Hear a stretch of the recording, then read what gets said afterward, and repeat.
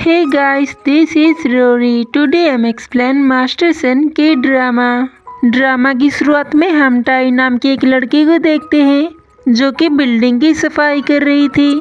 तभी बिल्डिंग की मालकिन उसे 404 फ्लोर को साफ करने के लिए कहती है। टाई डरती हुई इस रूम में जाती है। टाई वहां जाकर सफाई करने लगती है और तभी अचानक से उस रूम का दरवाजा अपने आप ही बंद हो जाता है। ये देखकर टाई वहां से भागने लगती है। साथ में उसे लग रहा था कि कोई उसका पीछा कर रहा है।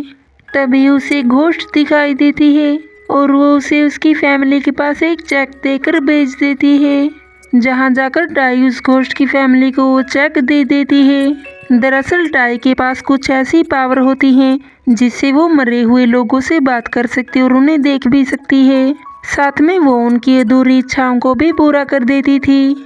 दूसरी तरफ हम हमारे हैंडसम हीरो वोन को देखते हैं जो कि यहाँ पर एक घर खरीदने आया होता है। लेकिन इस घर का ओनर उसे कहता है कि जब भी मैं इसे बेचने जाता हूँ तो मेरी मरी हुई वाइफ इसे मुझे बेचने नहीं देती और वहाँ पर रखा सफ़ेद फूल काला हो जाता है। अब वोन तो भूत प्रेत के होने पर यकीन नहीं करता। वोन को लगता है कि ये आदमी मनगढ़ंत कहानी बना रहा है, इसीलिए वो घर बेचने से मना कर रहा है। तभी वोन उस फूल को काट देता है और ये देखकर वो आदमी उस पर काफी गुस्सा होता है, जिस पर वोन उसे कहता है कि मैंने तुम्हारे अंधविश्वास को दूर किया है, इसलिए तुम्हें मुझे थैंक्स कहना चाहिए। उल्टा तुम मुझ पर ही गुस्सा कर रहे हो। लेकिन ये आदमी वोन की कोई भी बात सुनने के लिए तैयार नहीं था। उसे तो अपनी मरी हुई वाइफ के फूल की पड़ी थी, इसलिए वोन उसे एक फॉर्म देकर वहाँ से चला जाता है। इसके बाद वोन अपने सेक्रेटरी किम के साथ कार में जा रहा था। तभी रास्ते में टाई उनसे लिफ्ट मांगती है। किम उसकी हेल्प करना चाहता था, लेकिन वोन उसे कार रोकने से मना कर देता है और किम को उसकी बात माननी पड़ती है। खैर आगे जाकर खराब मौसम के कारण उसे कार रोकनी पड़ती है। तभी टाई उनकी कार में जाकर बैठ जाती है और वो उसे थैंक्स बोलती है। अब ये लोग यहाँ से जा रहे थे। आगे रास्ते में उसे घोस्ट दिखाई देता है, जिसे देखकर टाई कार में चिल्लाने लगती है और वो डर के मारे वोन को पकड़ लेती है और तभी घोस्ट गायब हो जाता है। इसके बाद ये लोग एक कैफे पर जाते हैं ताकि कुछ पीने के लिए ले सके। तभी वोन वहां जाकर देखता है कि टाई किसी को ड्रिंक डालकर दे रही थी, लेकिन जब वो देखता है तो वहां पर कोई नहीं होता है। ये देखकर वोन को लगता है कि टाई उसके साथ मजाक कर रही है और वो वहां से जाने लगता है। लेकिन तभी टाई दोबारा वोन से टकरा जाती है और घोस्ट गायब हो जाता है। टाई उसे घोस्ट के बारे में बताने लगती है, लेकिन वोन उसकी एक नहीं सुनता और वो उसे कहता है कि एक आदमी ने मुझे घोस्ट की कहानी सुनाई, मैंने उस फूल को काट दिया। और वो उसे कहता है कि घोस्ट जैसी कोई भी चीज़ नहीं होती, ये सभी कहानियों और फिल्मों में अच्छे लगते हैं, इसलिए बार बार मुझे परेशान करना बंद करो। ये कहकर वो वहाँ से चला जाता है। दरअसल वोन किंगडम कंपनी का ओनर है और वो अपनी कंपनी जाकर देखता है कि यहाँ उसकी कंपनी को लेकर कुछ प्रॉब्लम चल रही थी, जिसे वो जल्दी से जल्दी दूर करना चाहता था। तभी वो न्यूज़ में देखता है कि एक फुटबॉल प्लेयर और एक ही वेडिंग की न्यूज़ चल रही थी, जो देखकर वो बिल्कुल भी खुश नहीं था, क्योंकि वो उनकी कंपनी की स्पॉन्सर मॉडल होती है और उसके अचानक से शादी करने के फैसले को लेकर मतलब वो उनको लगता है कि इससे कंपनी को कोई नुकसान हो सकता है।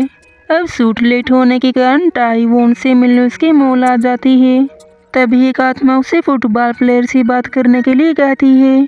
टाई जैसे ही फुटबॉल प्लेयर से बात करने वाली होती है, तभी वोन वहाँ पर आ जाता है और वो उससे पूछता है कि तुम कौन हो और यहाँ पर क्या कर रही थी, क्या तुम यहाँ पर जासूसी कर रही थी।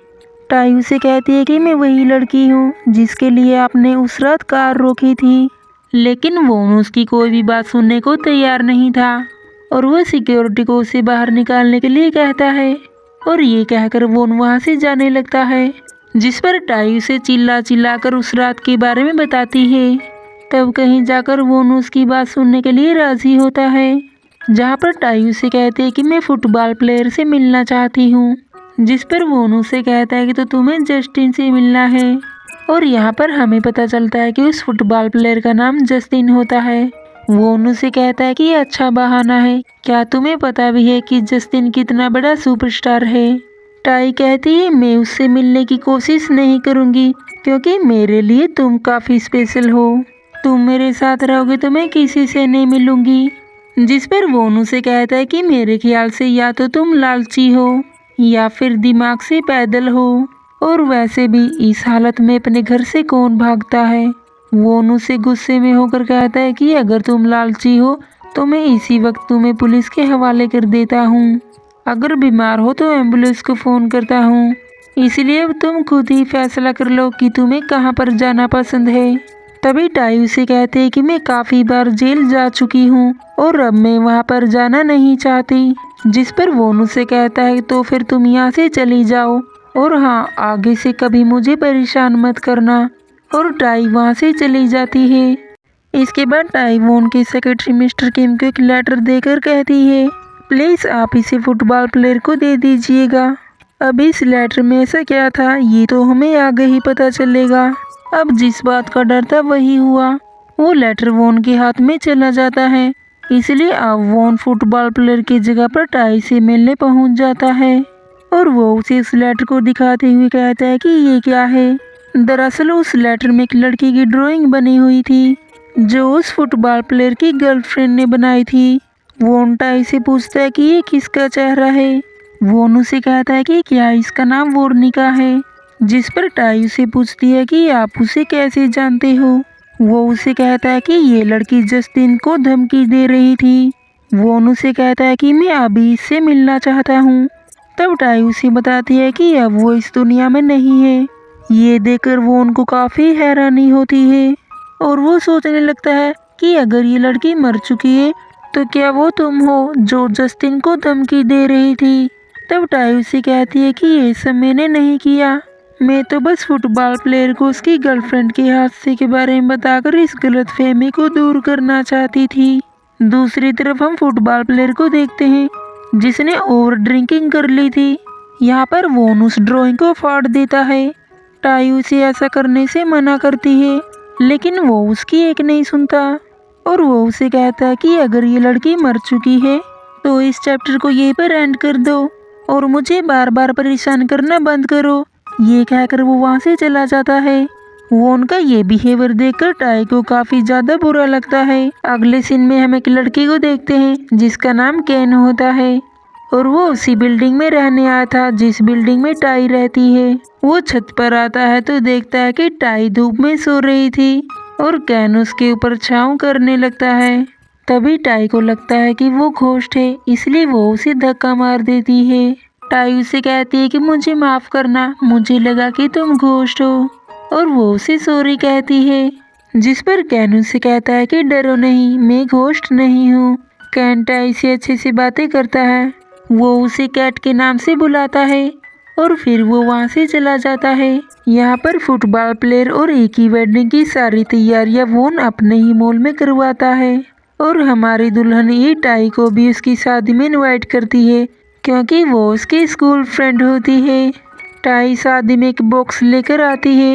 ये देखकर सिक्योरिटी उसे रोकना चाहती थी लेकिन उसके पास इनविटेशन कार्ड होता है, इसलिए कोई भी उसे रोक नहीं पाता।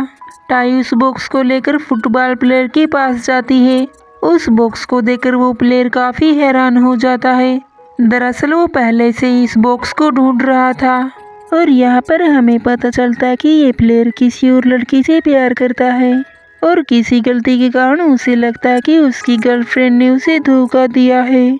जब वो उस बॉक्स को खोलकर देखता है तो उसमें वाइट रंग के जूते होते हैं। ये देखकर वो इस शादी को छोड़कर उस जगह पर चला जाता है जो इनकी फेवरेट जगह होती है और वहाँ जाकर वो काफ़ी रोता है। वोन भी टाई के साथ यहाँ पर आ जाता है जो देखकर वोन टाई पर काफ़ी गुस्सा होता है कि उसने पूरी शादी को खराब कर दिया। दूसरी तरफ हमें ई को दिखाया जाता है जो काफ़ी गुस्से में होती है क्योंकि इस इंसिडेंट्स के कारण उसके करियर पर काफ़ी गलत असर पड़ा था। तभी वहाँ पर फुटबॉल प्लेयर आता है। अब पहले ही ई काफ़ी गुस्से में थी। ई उसे कहती है कि तुमने मेरे साथ ऐसा क्यों किया, लेकिन वो उसकी बात का जवाब नहीं देता, इसलिए ई उसे एक जोरदार झापड़ मारती है।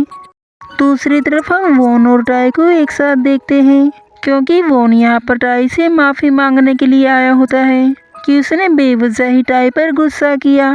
अब टाई को भी ये यकीन हो जाता है कि वोन ही उसका प्रिंस चार्मिंग है जो उसे भूतों से हमेशा बचा के रखेगा। इसलिए अब वो उसी के मॉल में काम करना शुरू कर देती है ताकि वो उसके करीब रह सके।